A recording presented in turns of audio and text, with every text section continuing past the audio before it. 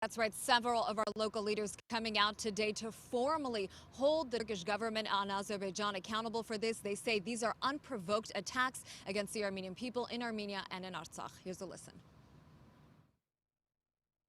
We have a strong bipartisan message for Turkey and Erdogan. You're a member of NATO. Start acting like one. And we have a message for Azerbaijan. Cease the hostilities or there will be consequences. Stop talking in terms of equivalency.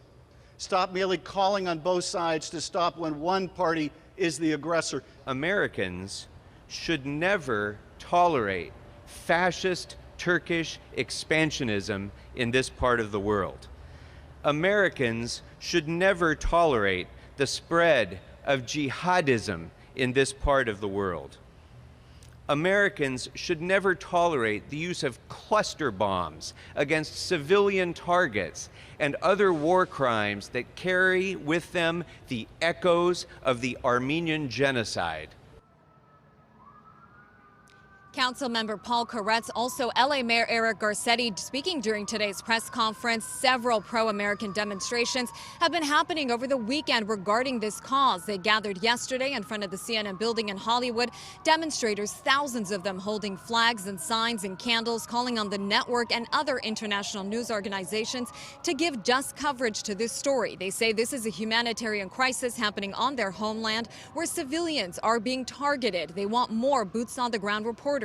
They shut down traffic in Hollywood for hours yesterday, and a group of demonstrators even shut down parts of the 101, the 5 and the 170 freeway. This comes as fighting escalates in the Nagorno-Karabakh region, also known as Artsakh. It started last Sunday. It's the worst violence in years. Both Armenia and Azerbaijan hold claims to the disputed region and blame one another for starting the flare-up. 95% of the population in Nagorno-Karabakh is ethnic Armenians, inhabiting the lands for centuries. Over the weekend, Armenia attacked an Azerbaijani military airport, both countries exchanging rocket fire and missile strikes. And there are reports Azerbaijan is now attacking on Armenian soil. 4 drones were shot down near the capital of Yerevan, about 10 miles out. Some worry this clash could escalate into a proxy war between Russia and Turkey, even Iran, if other nations, especially the United States, do not act now. Azerbaijan, on the other side, says Armenia is the aggressor here.